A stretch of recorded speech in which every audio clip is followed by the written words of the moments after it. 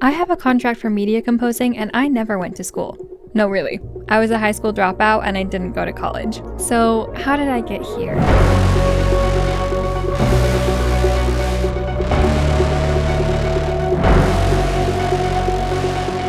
And how can you get here too? It took me years of practicing composing for 10 hours a day, practicing piano for 4 hours a day, and spending thousands on gear. And after spending 30 plus hours just on this one video, I'm giving beginners my best advice for free. I'm going to give you a step-by-step process to get you from where you are now to finishing your first song and even landing a composing gig. Let's go start your journey. Step 1. Find a software. I was an insanely passionate child. I would practice for hours a day and even taught myself improvisation on the piano. But it never felt like enough. I wanted more. I wanted it to sound bigger and more cinematic.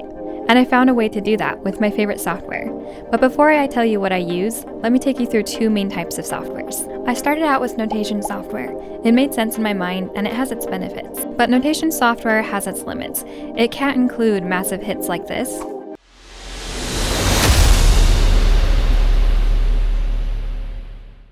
and it often sounds very fake.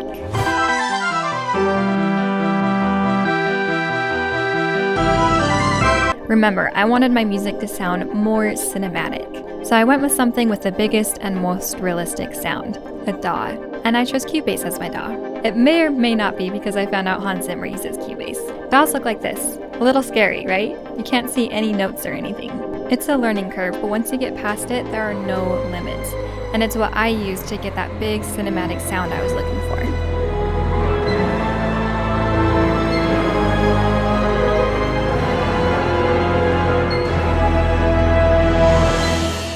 And I don't think you understand, you can do that too. So let's talk about real quick about how it works. DAWs use MIDI from your keyboard to input the notes that it plays back. I'll explain MIDI keyboards in a minute, so don't freak out just yet, I'm going to explain everything. I can then choose what instrument plays this MIDI track.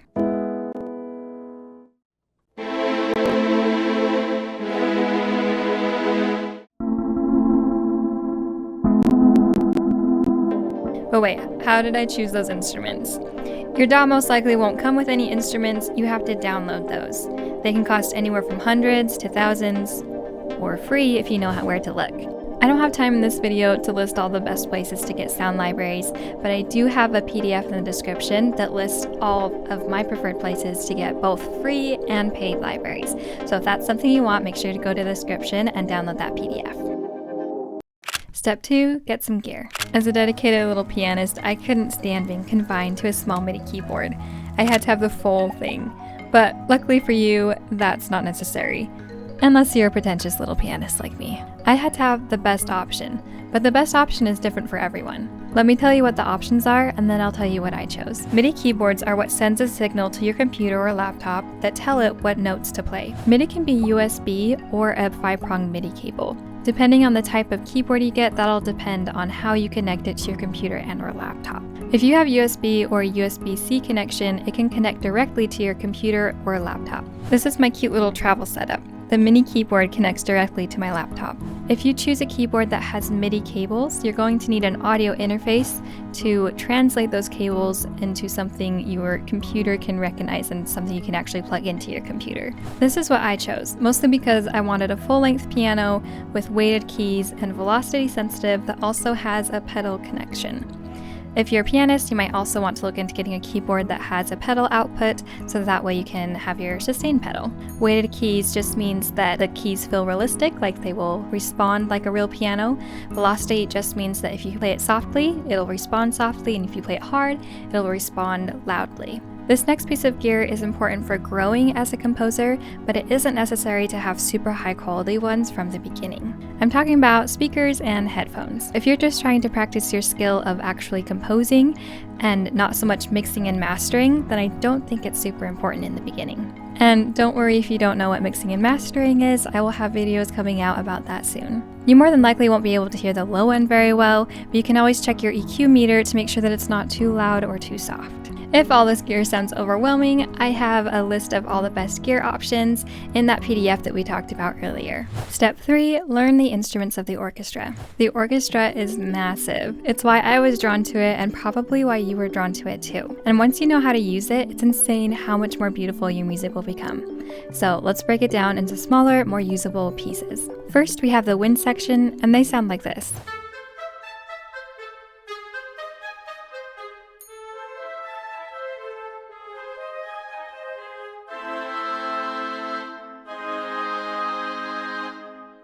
Next, we have the brass section.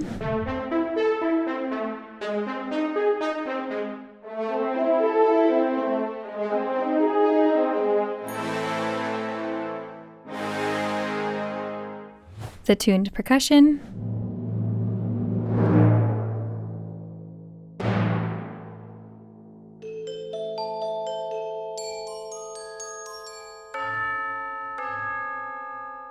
And the untuned percussion.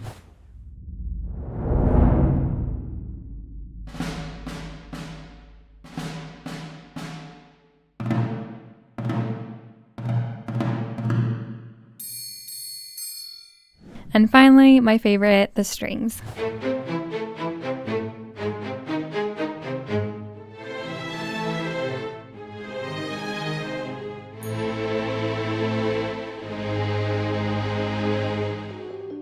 As you can probably tell, there's many instruments within each section of the orchestra, all with their own ranges and playing abilities and all with their own name. My PDF covers everything you need to know about them, including their ranges and their name, so that you can use them like a pro. Step 4, your first sketch.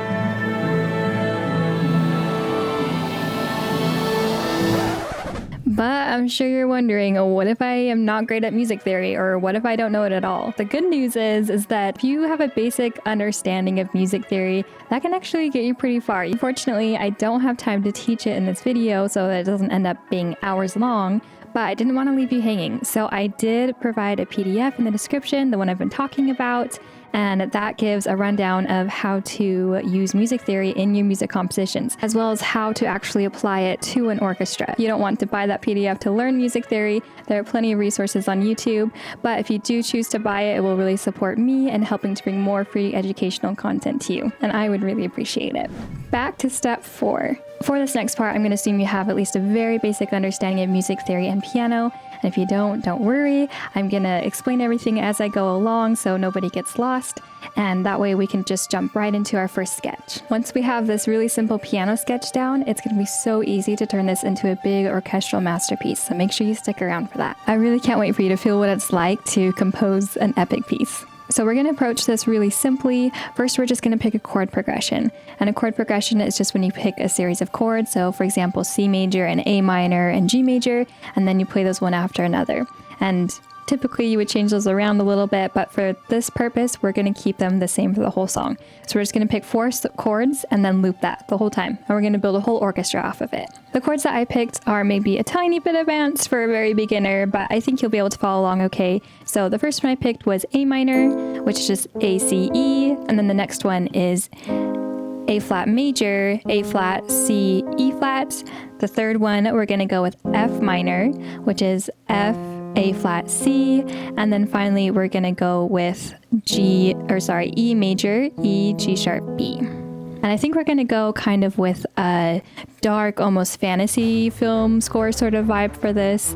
The principles can apply to any genre though, so take the principles and then do whatever you like with it. So real quick, a little DAW tour. Over here on the left, we have all of our instruments, and these are hosted by either Contact or by the Spitfires library. And then over here along this line is our timeline. So here I'm at bar 1, bar 2, bar 3, and then I have like an actual timeline up here that tells me how many seconds I'm in. And then over here is my tempo as well. And then finally I have a stereo output, which all the instruments are sent out to the stereo output, and that's what we end up hearing. So next, I'm just going to record this MIDI in by selecting my piano. Over here, I am using the Nor Felt. So first, I'll just turn on my metronome, and all I'm going to do is 1 bar gets 1 chord. So that way we have plenty of time to explore an idea within a chord for each measure.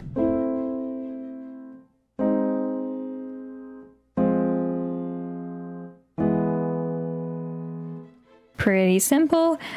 Quick tip for you, you can go into your piano roll and see how I'm not perfectly aligned. That's actually okay, that helps keep some realism, but let's say my note is pretty off and it's supposed to start on beat 1. I can drag it and then hit Q for quantize, and you see how it aligned all those pretty well. So in Cubase it does that. I know other softwares have a similar program, but I don't know what their hotkeys are. So I'm gonna clean these up just a tiny bit. So next up, I love using basses on the bass line. It's pretty basic. This is something that all composers do a lot. I think something I need to do less of, and a lot of composers actually need to do less of, but it's great to start here. So it's so easy to do. So all we're gonna do is take the root note of each chord. So for example, in the piano roll, we have A minor, A is the bottom note, so we're gonna put that in the bass. And then A flat major, A flat is the bottom note. So we're just gonna put A flat on the basses as well. And then we're just gonna keep doing that for each of the notes.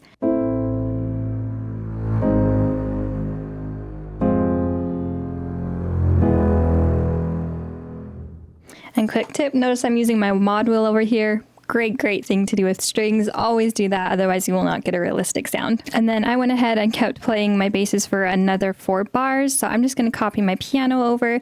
We're not going to hear the piano in the end because it's just playing chords. But for now, it'll help me remember what chords I'm playing on each measure so I don't end up forgetting. It's just going to help me keep me organized. So next up, I think we're going to have, I'm kind of feeling a little introduction with just the basses and the cellos. So I think we're going to keep it pretty simple. The cellos are just going to come in on the 5th of each note. So for example, on A minor, they're going to play the E. And then when we go to A flat major, they're going to play E flat. Okay, so I have my cellos here. Let's go ahead and take a listen to how this sounds so far.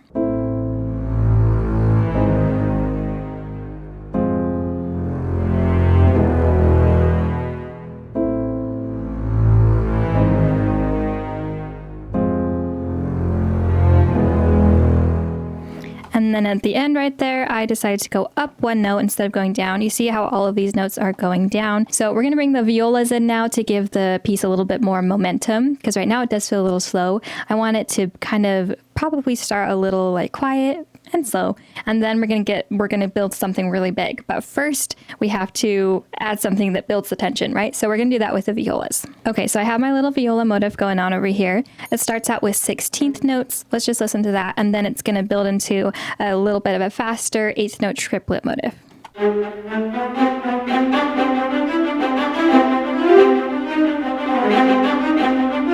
And this might seem kind of fast to the people who don't play piano. Don't worry, when you're composing, you don't actually have to be able to play very quickly. There's this nice little button up top where you can actually just step and put the notes. So you can just put them in 1 note at a time like that, and then it'll play back quickly. So let's hear it in context.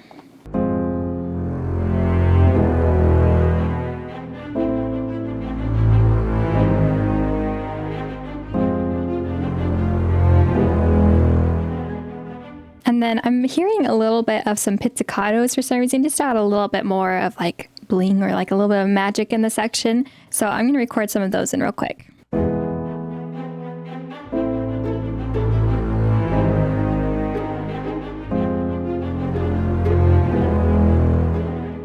So next, I basically want to repeat everything we just barely did just to make it feel longer. But remember, we're just repeating the chord progressions and the instruments are mostly doing the same thing. I'm not going to repeat the violin pizzicato because next I think I'm going to have them come in with a melody. So typically a thing that a lot of composers do is they take violin 1s and they play the melody in 1 octave, and then violins 2 play the same melody but an octave lower. So we're going to do that for this next section. Okay, so I messed around on the piano and I found a melody that I liked. Now I just got to record it in. Okay, so here's our melody. Let's just listen to the violins by themselves so you can get an idea what it sounds like. Again, using the mod wheel to make it sound realistic. And for these, I'm using the BBC violins. So for this next section, I want to change things up a little bit to again heighten the emotions of the song. So I'm going to do a little arpeggio type thing with the strings. All right, so let's hear what just the strings sound like in this section with that type of arpeggio thing going on. Let's see if you can hear what I'm talking about.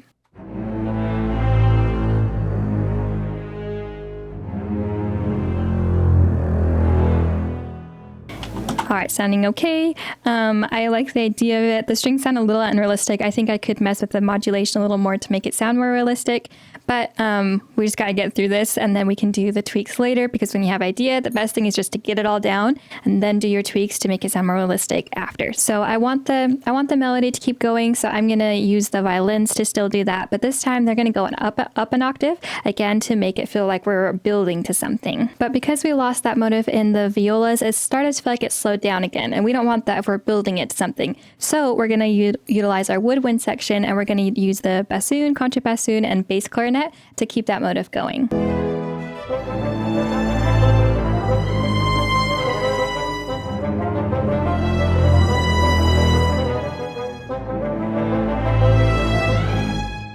Right now, the violins are feeling a little bit empty. They're just too high in the register and there's nothing supporting it. So we're going to use my favorite. We're going to use French horns to help support it. I love French horns. If you want a cinematic sound, they are the instrument to go to.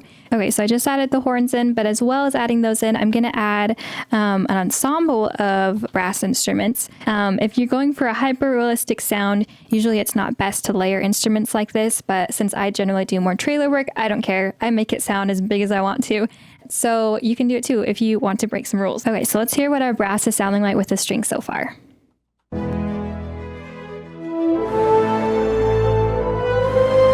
Already so much better.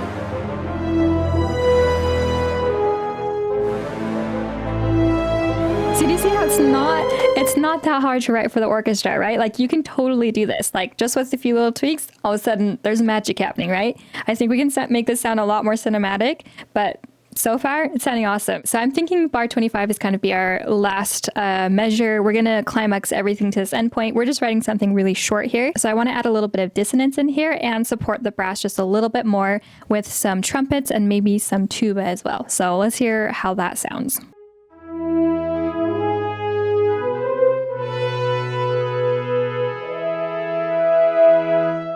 Now we're going to use a pad. This just helps fill in all the background frequencies that we want to hear so it doesn't feel empty. And again, this is something that you'd use for something a little more cinematic. So I'm actually going to use one of my own libraries that I made called Nimbus, and this is going to be available for purchase soon. But I just made this really nice pad in here. And look, the little moth, it moves up and down. I love it so much. So the pad sounds like this. So I just have it playing chords over here. Let's hear how that pad sounds in context.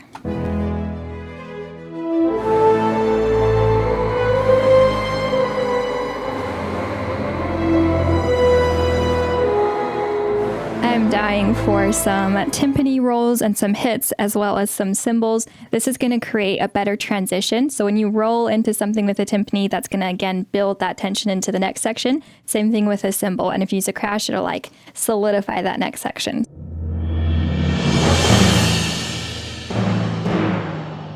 Now I'm going to share with you my secret sauce. I love using this. And it may or may not have been inspired by Hans Zimmer, which is a little cliche, you know, but we all love him. We can't say we can't love him. I love using organs. So an organ, I think, does the same thing as a pad. It just helps fill everything in. And especially if you're trying to get a really big cinematic sound, whether it's for film scores or especially trailers, it really helps fill in all the frequencies again to give it a really nice big sound.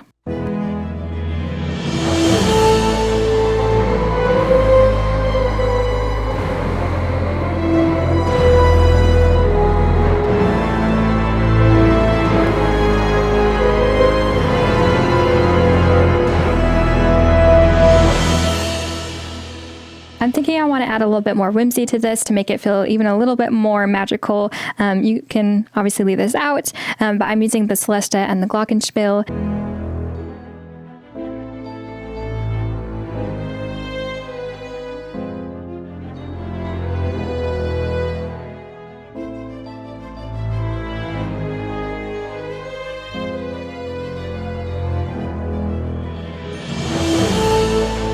Now to add one final touch of drama, we are going to add a choir.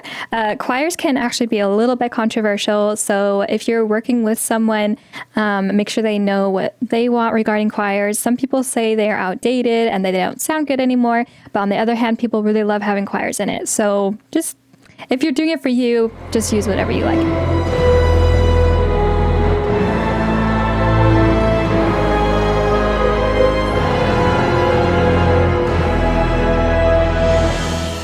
Now with all those final changes, we're going to listen to it from the beginning to the end. Again, this isn't the final version, I would say. I would probably touch it up a little bit more to finally be done, but I think we're done orchestrating it. I just muted my piano because we don't need that anymore. That was just for the sketch. Unless you want it to be part of the orchestra, we're just going to leave it muted. So here is it start to end.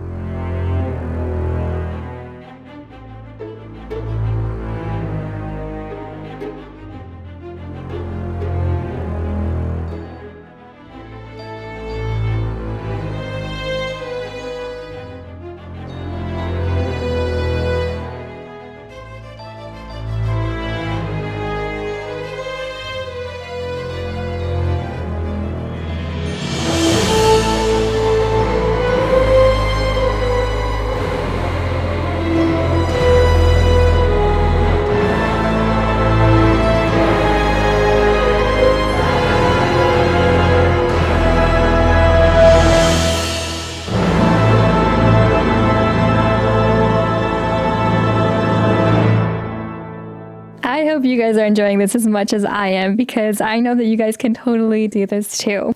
But if you're anything like me, I'm sure you want your hands actually on this project so you could open up every MIDI file and see what exact notes I chose and what modulation I was using and what instruments specifically I was using. So I actually did provide all of that in my Patreon. So if you head over there, you can get the MIDI, which is like the individual notes. So you can load it into your DAW. You can get the stems, which is the audio file of each instrument. So if you don't have the exact instrument I used, you could just look at the audio file, but you could also look at the MIDI to see what notes I was using. It's a whole thing that I've worked with my mentor on, and he's given me his project files. And it was so helpful to just see what exactly he was doing. So if you want all the stems and MIDI and project files and everything, then you can go ahead and head over to my Patreon. Step 4, finding work. As exciting as all this is, we still unfortunately have to eat as composers. So let's talk about finding some work. And if you feel like you won't ever be confident enough in your skills as a composer to actually put yourself out there and find work, or you won't ever be good enough to actually be hired for your work, I have one final bonus tip for you. But let's get back to my first point. The first and most important thing you can do to find work is to unfortunately offer some free work. You got to build up your portfolio. So you can do this in one of two ways. The first thing you can do is doing some free work. And I know that's not super exciting, but as a beginner, you have to build up your portfolio so people actually have something to look at when they find you. The best way to do it in the beginning is to take some movies you really like, especially something like a documentary, mute the audio, and then just put your score over it so that people can get an idea of how you would score a scene similar to this. This is cheap and free option. The other thing you can do is literally offer free work to other film producers. There are plenty of film producers who don't have a budget for their film but really want to get it made and want to work with decent composers. By going to your local college campus and seeing who all is in the process of making films, because, you know, as students, most of the time they don't have a lot of money. We've all been there.